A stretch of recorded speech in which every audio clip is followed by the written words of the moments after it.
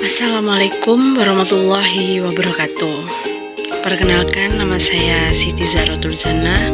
Saya dari Prodi Perikanan angkatan tahun 2021. Baik, saya di sini akan presentasikan tentang modifikasi pada pati. Jadi pati itu merupakan jenis karbohidrat yang terutama dihasilkan oleh tanaman. Pati tersusun dari dua makromolekul dan polisakarida, yaitu ada amilosa dan amilopeptin. Yang keduanya tersimpan dalam bentuk butiran yang disebut granula pati. Modifikasi pati pada metode yang banyak digunakan untuk memodifikasi pati adalah ada 4 modifikasi pati. Yang pertama ada modifikasi dengan asam, yang kedua ada modifikasi dengan enzim, yang ketiga ada modifikasi dengan oksidasi, dan yang terakhir ada modifikasi ikatan silang. Yang pertama ada modifikasi dengan asam. Jadi modifikasi dengan asam ini adalah asam yang dilakukan menggunakan asam klorida. Modifikasi dengan asam akan menghasilkan pati dengan sifat lebih encer jika dilarutkan, lebih mudah larut, dan berat molekulnya lebih rendah. Yang kedua yaitu modifikasi dengan enzim. Modifikasi dengan enzim biasanya itu menggunakan enzim alfa amilase yang menghasilkan pati yang kekentalannya stabil pada suhu panas maupun dingin dan sifat pembekuannya gel yang baik. Yang ketiga yaitu modifikasi dengan oksidasi. Modifikasi oksidasi menghasilkan pati dengan sifat lebih jernih, kekuatan regangan, dan kekentalannya lebih rendah. Yang keempat yaitu modifikasi ikatan silang. Modifikasi ikatan silang dilakukan dengan cara mereaksikan pati dengan senyawa-senyawa yang dapat pembentukan ikatan silang pada suhu pH tertentu. Modifikasi dengan ikatan silang menghasilkan pati yang kekentalannya tinggi jika dibuat larutan dan lebih tahan perlakuan mekanis. Berikut adalah karakteristik pati. Jadi pati itu adalah karbohidrat yang merupakan polimer glukosa yang terdiri dari amilosa dan amilopektin, di mana besarnya perbandingan amilosa dan amilopektin ini berbeda-beda tergantung jenis patinya. Dalam bentuk aslinya secara alami, pati merupakan butiran-butiran kecil yang disebut granula.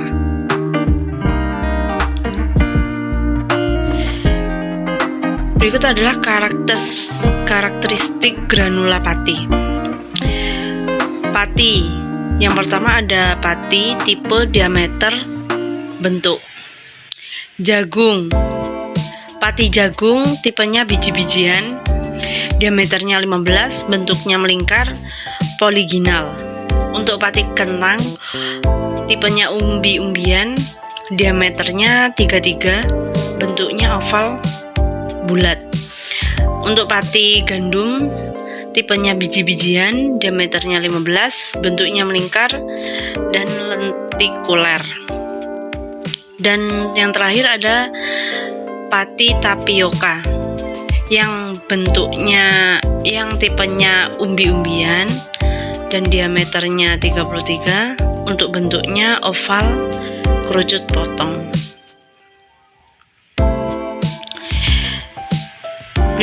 Berikut adalah ada granula pati, yaitu ada 2, ada amilosa dan amilopektin. Untuk amilosa merupakan polimer yang tersusun dari glukosa sebagai monomernya.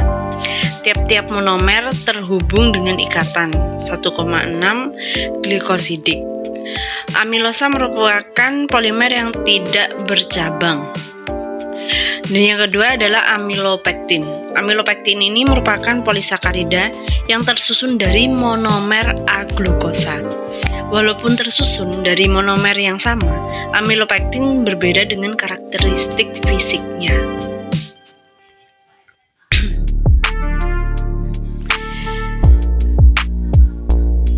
Prinsip dasar untuk memperoleh pati termodifikasi, yaitu ada 7 prinsip. Yang pertama ada Dean-Boyling-Strach, yang kedua ada pati teroksidasi, yang ketiga ada Pregalatinized-Strach, yang keempat ada pati ikatan, yang kelima ada dextrin, yang keenam ada turunan pati, yang ketujuh ada cyclodextrin.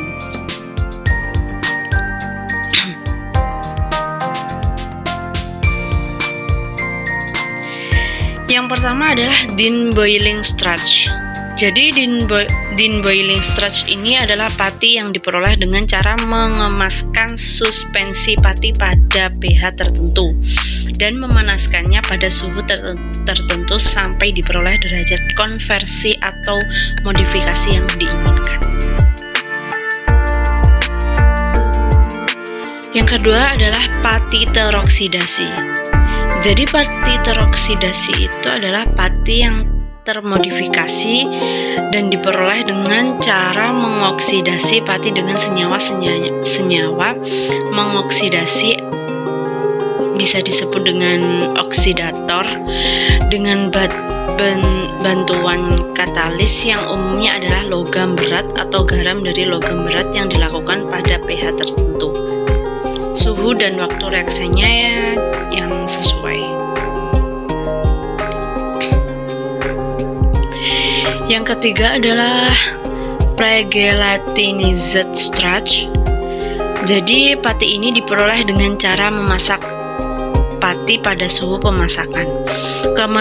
Kemudian mengeringkannya dengan menggunakan roll-roll, bisa disebut dengan drum drying, yang dipanaskan dengan cara melewatkannya. Yang keempat yaitu adalah pati ikatan silang.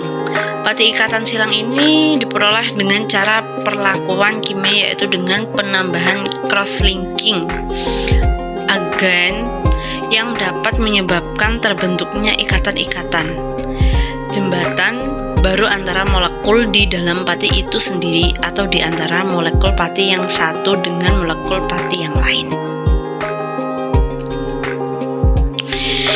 Yang kelima yaitu ada dextrin, dibuat dari pati melalui proses enzimatik atau proses asam yang disertai perlakuan pemanasan. Sifat-sifat penting dari dextrin ialah viskositas menurun, kelarutan dalam air dingin meningkat, dan kadar gula menurun.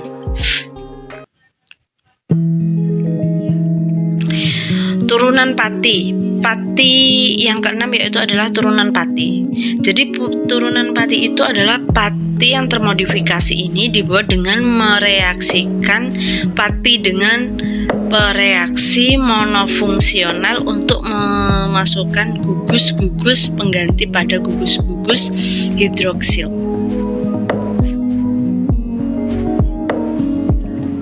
Yang ketujuh yaitu adalah cyclodextrin, merupakan produk pati modifikasi yang terbentuk siklis ring yang mengandung 6-12 unit glukosa. CD alpha, beta, dan gamma masing-masing mengandung 6,7 dan 8 unit glukosa. CD dibuat dari pati dengan bantuan enzim cyclomaltodextrin glukanotransferase (sigitase). CD dapat pula dimodifikasi secara kimia sehingga kelarutannya meningkat dalam air atau depolimerasi menjadi kopolimer yang tidak larut.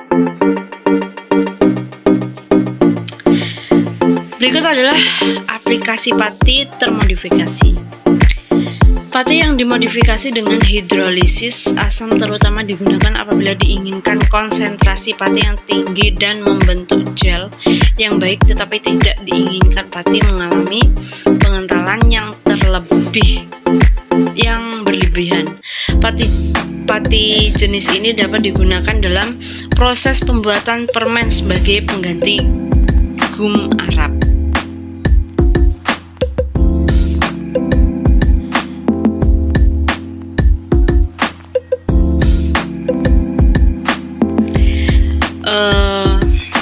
Mungkin ini yang dapat saya presentasikan dari modifikasi pati. Apabila ada tutur kata yang kurang berkenan bagi semua, tolong dimaafkan.